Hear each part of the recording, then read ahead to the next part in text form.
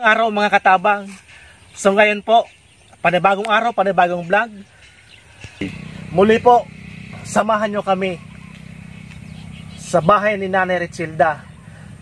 So papasalamat po kami sa aming sponsor na si Ma'am Aida Sandagon C from OFWs. Sa kalagayan po ni Nanay Richilda, trabahong panlalaki kinakaya para po sa pamilya, para sa mga anak, para po may taguyod niya at mabigyan niya ng magandang kinabukasan. So muli po, tulong mo, kami ang tulay sa programa ni Katabang Dave. Tulong mo, kami ang tulay sa programa ni Katabang Dave.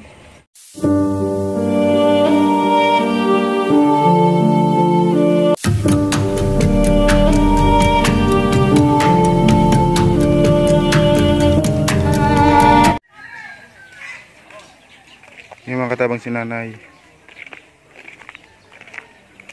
Madali, sama pa karoon ako sa krisis. Sige.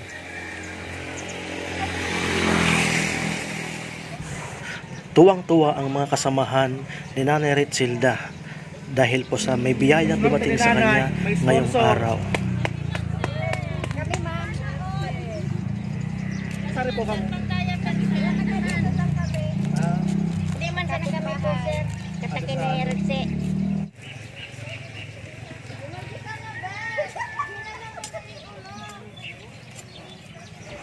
Paglinggo po, tumutulong po si Nanay Richilda sa garden ng mga kababaihan.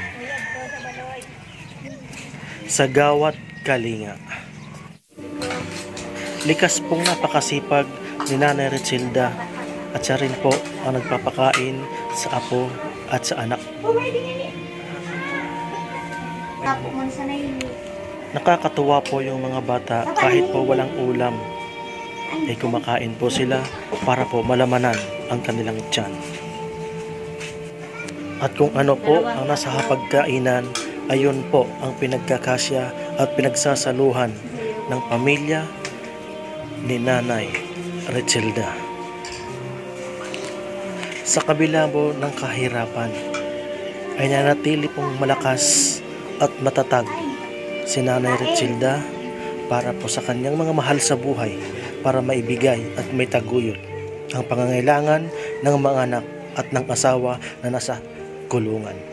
Tabang, andito ulit kami kay Nanay Richilda.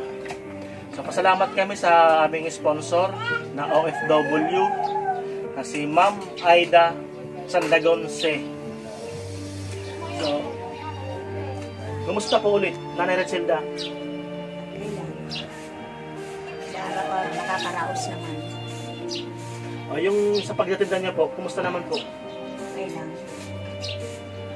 Nakakaraos din kahit paano, no? Kahit mahirap. Kahit gabi na umuwi, okay lang. Ang importante, may dala sa pamilya. O, meron po pa kami bibigay. Ito po. Grocery. Galing po sa ating sponsor na si Ma'am Aida. Maraming salamat po sa mga sponsor. So, di lang yan. Meron pa. Ito natin. Mapahawak po, Nay. 12, 13, 14, 15, 16, 17, 18, 19, 2,000. Maraming salamat po sa nag-sponsor. Aida. Aida, salamat po. Maraming salamat po. Malaking tulong na po ito sa pamilya ko. Paano po?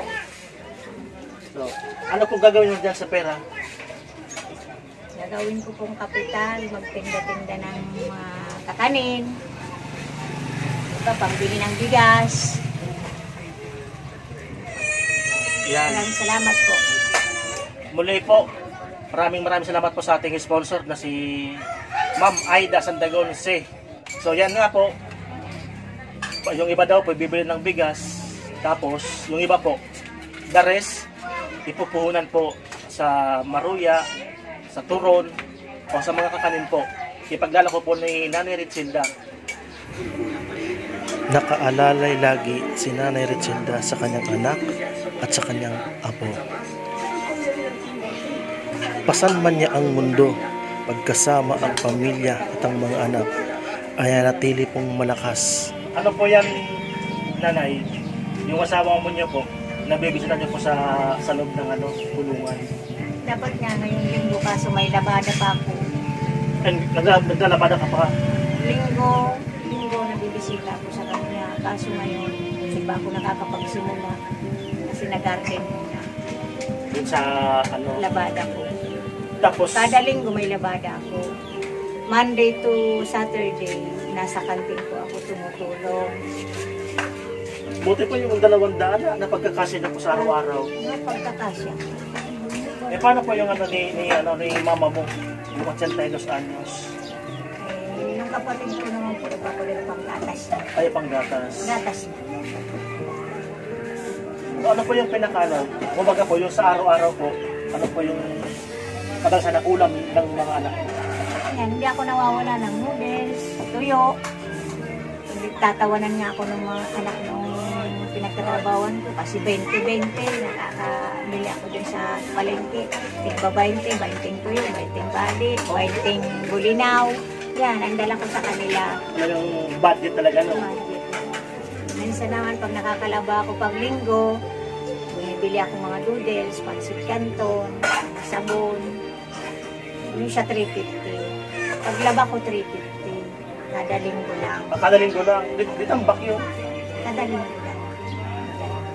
Tapos doon na hanggang Saturday, sa karinderya, naglalako, tapos nagluluto din. So, napakaulirang nanay po pala ni Nanay Retsilda. So napakaswerte po ng mga anak ni Nanay Retsilda. Nanonood natin diyan, yung mga viewers natin diyan. Siguro po nakaka-relate sa kung ano ang ginagawa ni Nanay Retsilda na pagpupursigi para po may bigay ang pangangailangan ng mga anak niya. So napakahirap po na maging single mom na katulad po ni Nanay Retsilda, pero po patuloy po siyang lumalaban. Nakatayo at kumakapit po sa mga mahal sa buhay. Lalo po yung nanay po niya nandito, nasa poder po niya.